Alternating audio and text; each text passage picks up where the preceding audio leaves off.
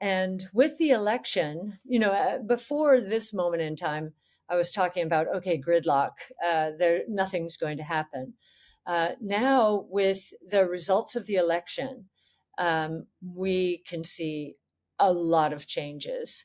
And I think the biggest one, and what we just illustrated with nuclear power, is regulations, getting regulations out of the way. We obviously need regulations for the safety and well-being of individuals and so forth, and absolutely agree with that. But the regulatory environment is a morass now.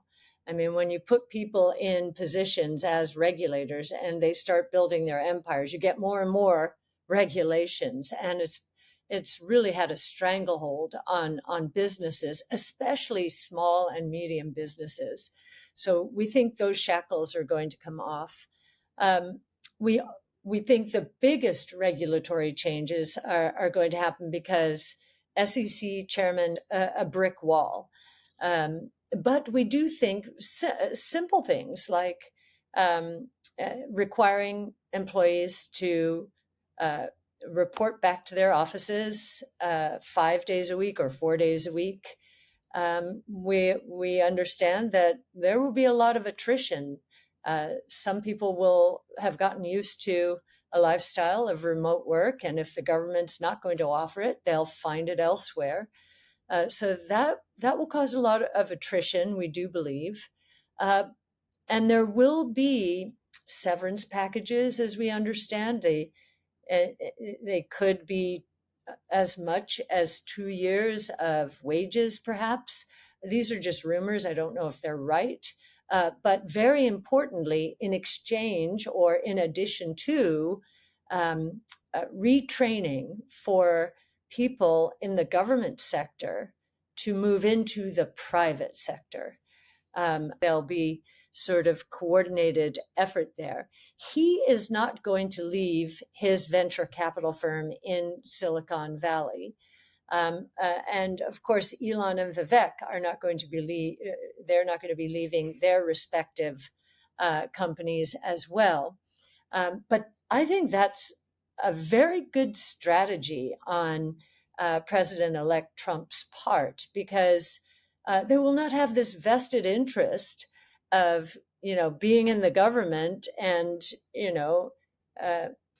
controlling their various fiefdoms, as I think has happened in past regimes. They don't want fiefdoms. They actually want to simplify government, make it more efficient.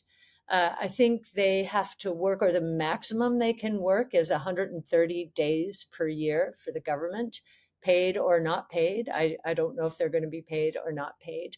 But we do think the last thing I'll say on fiscal policy before heading into the charts and going into the rest of it is there is a lot of concern, and we have received the question about deficits and government spending and the role that they play in inflation. And one of the things I'd like to illustrate with the charts is that deficits or government spending has to be funded. That monetary policy has to accommodate government spending, or if it does not, then government spending crowds out the private sector. So I think a lot of this inflation risk concern needs to incorporate this idea that monetary policy is very important as to whether, and deregulation could, in the next 3 years, and that is a 3-year goal, could take us close to a balanced budget by that time. So we think he's being conservative. I think he sold himself to President Trump with 3 goals, and they're all associated with 3. So a 3% deficit as a percent of GDP, And as I just said, we think that will be conservative.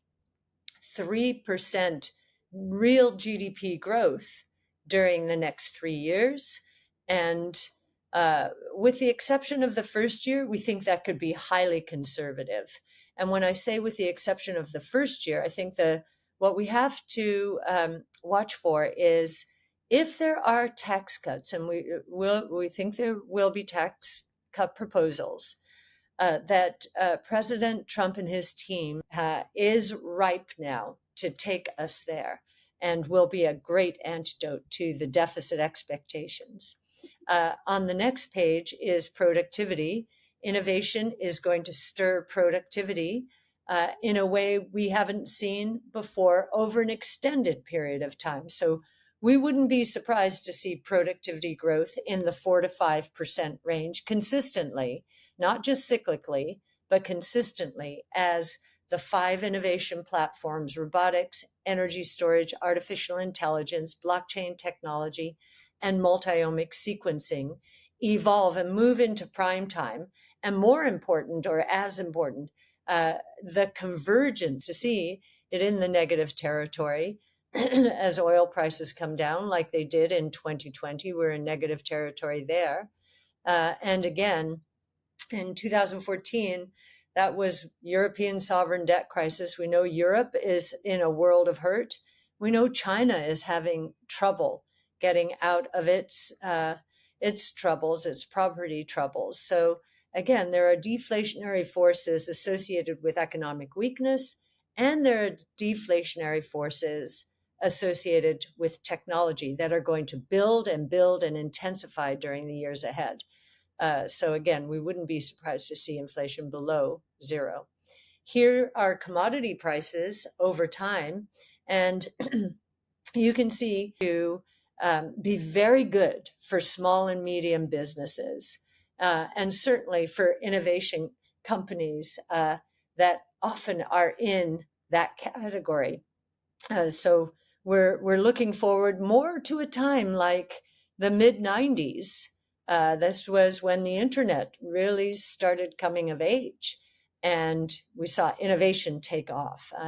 And of course, it went too far, but look how far we have to go from where we are right now to reach even the midpoint of what happened from 95 to 2000. We've got a long way to go, and we're very excited about this.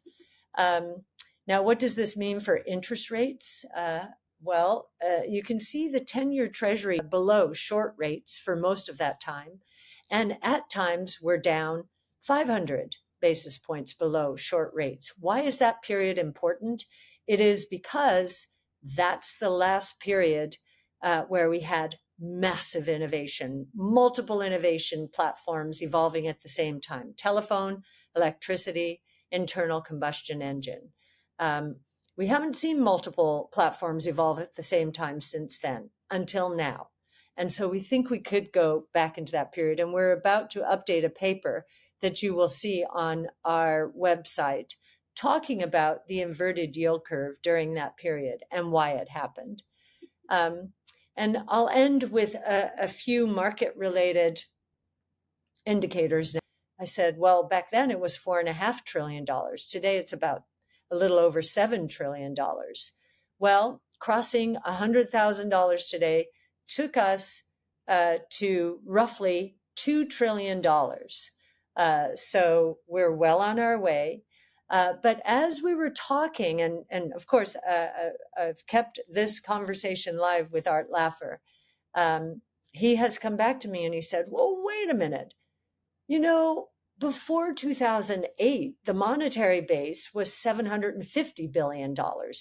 That's all we needed for the reserve currency back then.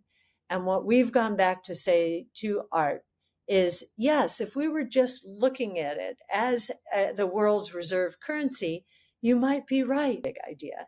And we are looking forward to sharing more papers, not only about Bitcoin, but also about the 2 other digital asset revolutions, the financial services revolution, and more broadly encompassing, including Bitcoin, the digital asset property rights revolution. Now that is a big idea. So with that, we'll look forward